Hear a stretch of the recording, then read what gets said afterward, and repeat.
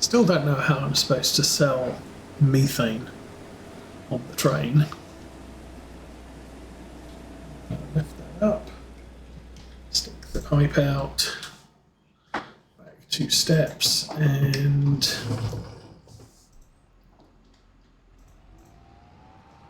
so it looks like I've only got room for 2 rows to the, from my point of view here to the right. Well, we had some really bad seeding experiences here. It's supposed to go north-south. For some reason I got a cut across the middle.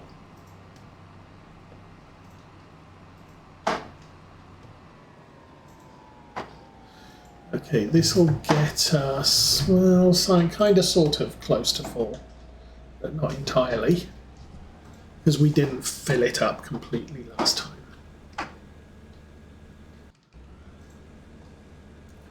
Here, GPS on.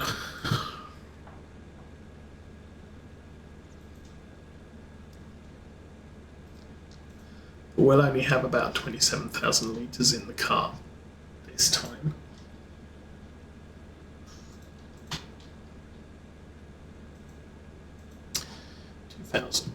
Okay, let's turn the roundy thing on.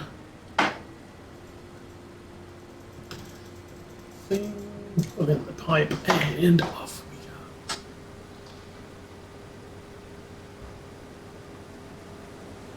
go. Okay, so that is approximately 90,000 litres.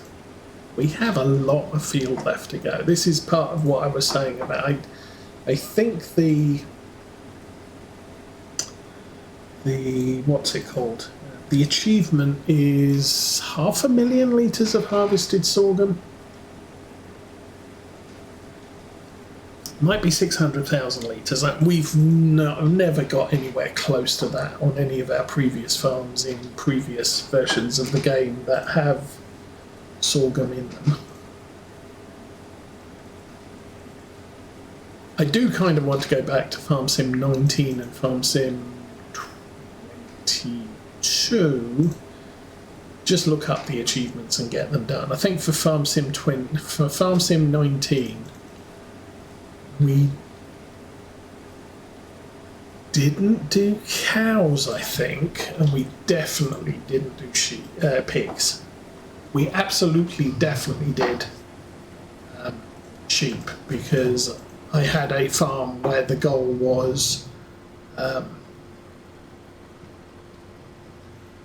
1,500 sheep on the farm, because we had 3 fields that could hold 500 sheep each.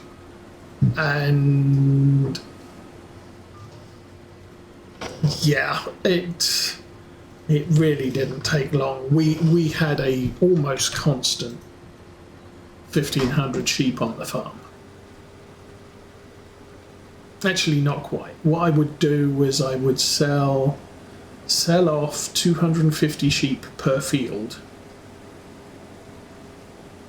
as soon as wool production was finished. We were using Realismus season, so wool was only produced January through March, I want to say. Maybe March through May.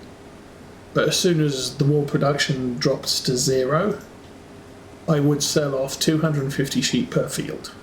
So 750 sheep. I would make as much money from the sheep as I did from selling all the pallets of wool. And then I would, obviously I'm feeding 750 sheep for the rest of the year with no income from them. And then round about December, we'd get sheep babies for about 3 months. So if every sheep produces a new sheep, then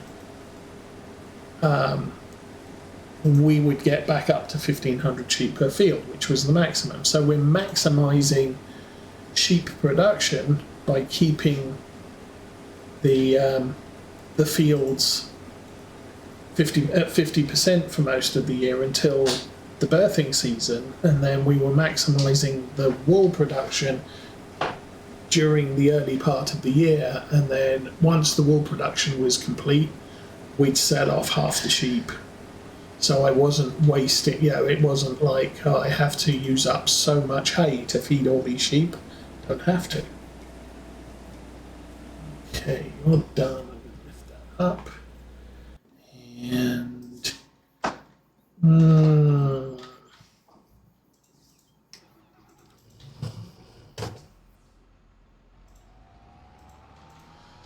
we're going to have to go this way.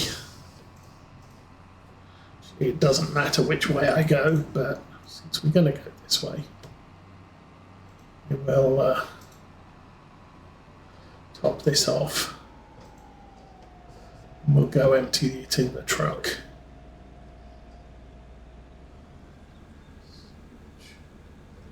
Oh, Mrs. Osa's alarm says it's 10 o'clock. So yeah, as I said, we're going out today, so I've got approximately 1 more hour of streaming before I absolutely have to go. So going at this for an hour and a half, so we might not get this harvest finished. Doesn't really matter, but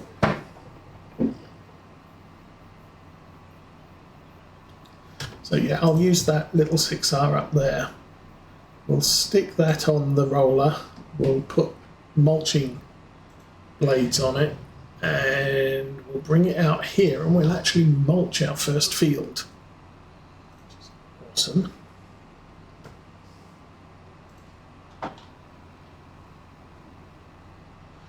And we'll slowly improve the farm yield by doing the mulching, the rolling, all the things. That out.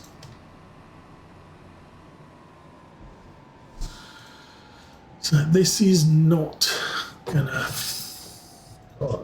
this is not going to be fully empty.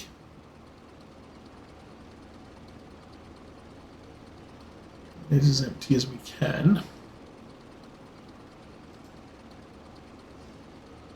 And that's the truck. Okay, 70,000 litres was all we could get in here. Now by parking here, I've got good traction on the gravel to actually get the truck moving, particularly fast.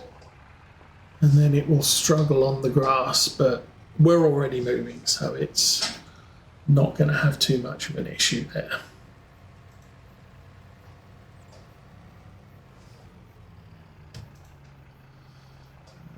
Front cart is selected, so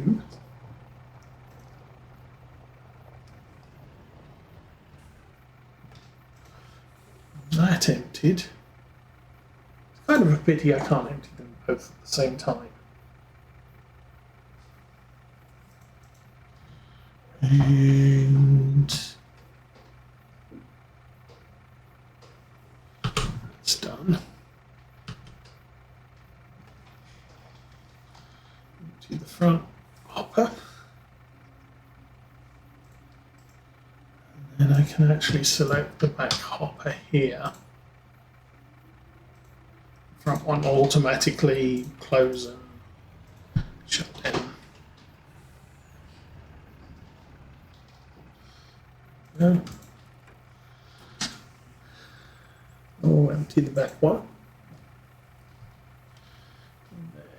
As soon as that stops emptying, we'll press the U, and that selects the front tip.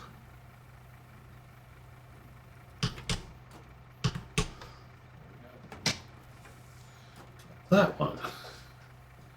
Now I can select back on the front cart or trailer.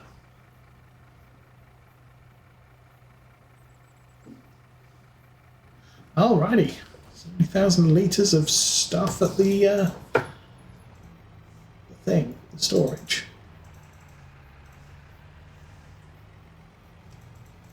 So yeah, most of the way around the farm, we've got that little white fence there.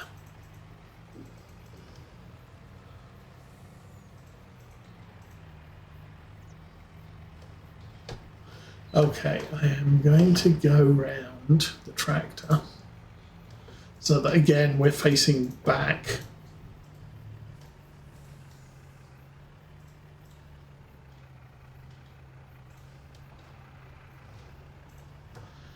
And when we start moving again, we will be at full power.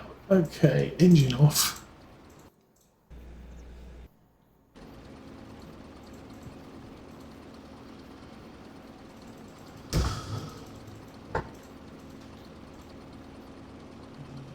Good grief, that's almost full. That is full. Wow. Right.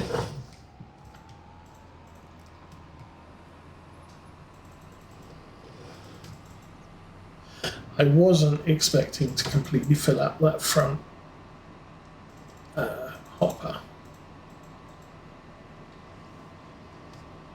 Anyway, back to the harvester.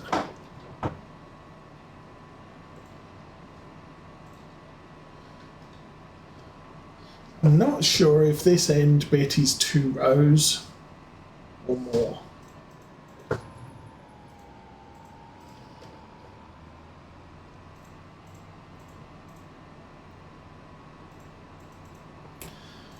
Coming south here, we do have 1 row left to our left after the current one. And then who knows what we've got on the right.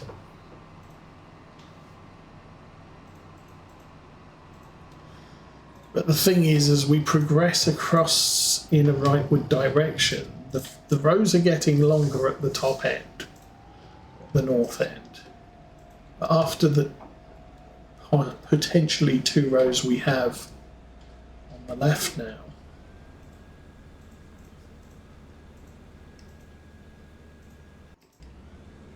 we may only have, we lose a lot of field there for that indent. So the rows get shorter because of the south end. All right, let's turn that on, GPS on, fold in the pipe, lower the dude, and off we go.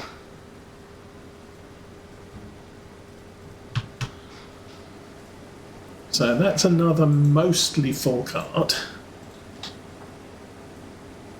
Not super full.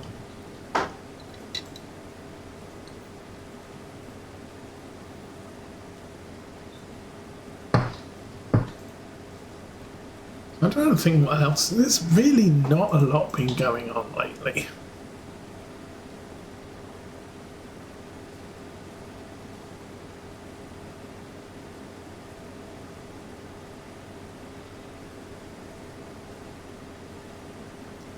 Yeah, problem is the weather has been horrible. And unfortunately, it's usually been snowstorms on Wednesdays and snowstorms on Sundays, which, yeah, we're not driving out.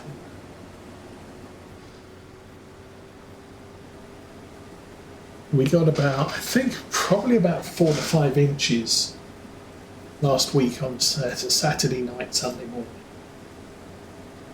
And the trucks hadn't come round by church time, 10 o'clock. In actual fact, it snowed all the way through to midday, and I think the update I saw was, yes, it's snowing lots and we'll be sending the trucks out when it stops. Because it's kind of not worth sending them out because it was snowing that hard. And while the roads had been treated by Sunday night, the temperatures were so low. It's like, yeah, you treated them, but the temperatures are going to drop in nighttime hours, and that's going to make driving treacherous. So you tend not to drive when it's freezing at nighttime. Because, yeah, we got up in the morning and the road was a sheet of ice, and the footpath was a sheet of ice. So it's like, yeah, it was a good job we didn't go. And then Wednesday it snowed a ton. So they didn't come round our road, but we were running short of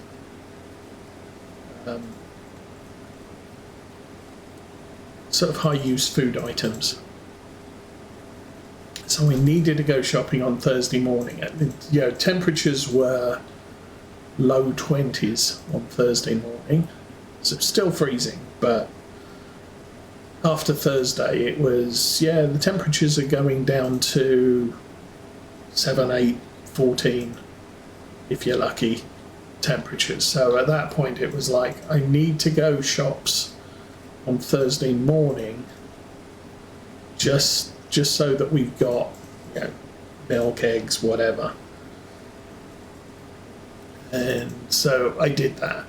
And as I was sitting in the car warming it up, the truck went past throwing de-icer on the road. So that actually worked out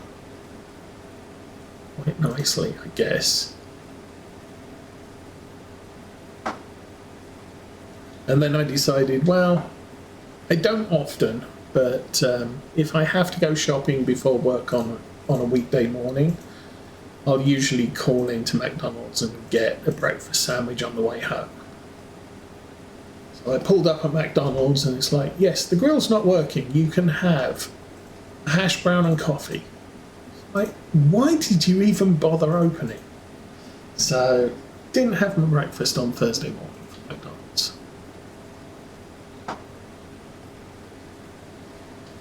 And I don't know what the deal is there, because I mean, I remember when I worked at McDonald's 40 years ago,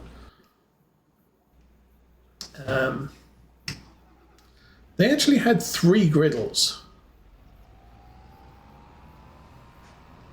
And originally, yeah, back when I started, it was, you know, they only did hamburgers and Big Macs and quarter pounders. So one of the griddles was used for hamburgers and Big Macs, and the other one was used for quarter pounders. Now, we didn't have the volume coming through, so we just used one griddle for hamburgers and Big Macs, and the other one, or one of the others, was for quarter pounders, and every few months we'd swap the one that was doing the hamburgers and Big Macs. And then, as I believe it, when they started doing breakfasts, that was when they went to 3 griddles,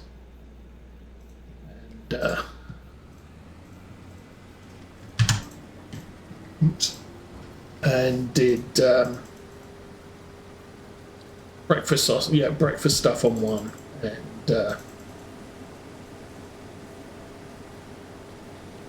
hamburgers, quarter pounders, or hamburgers and Big Macs on another. And so during the changeover, they could still be doing the last few breakfast orders and preparing for lunchtime orders as well.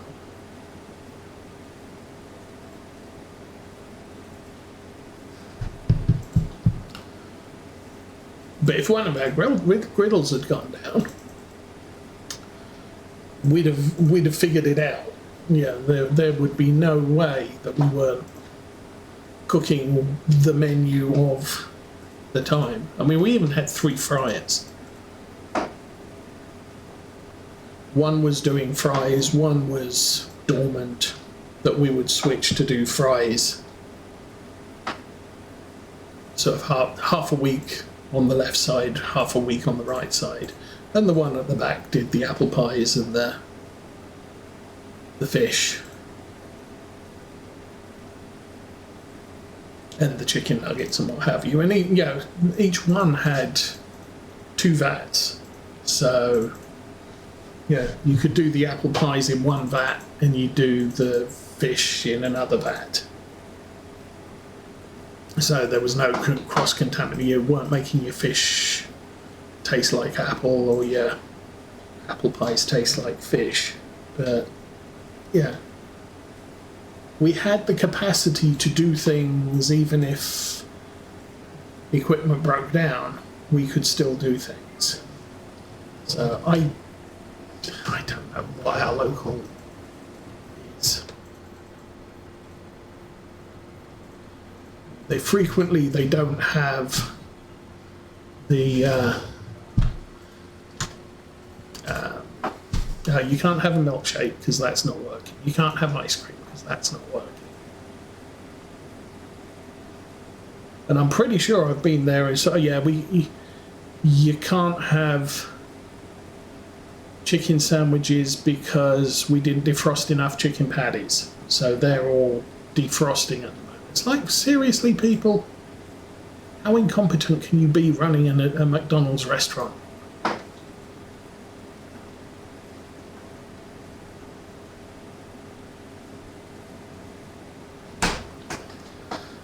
Anyway, that's the rant for this morning.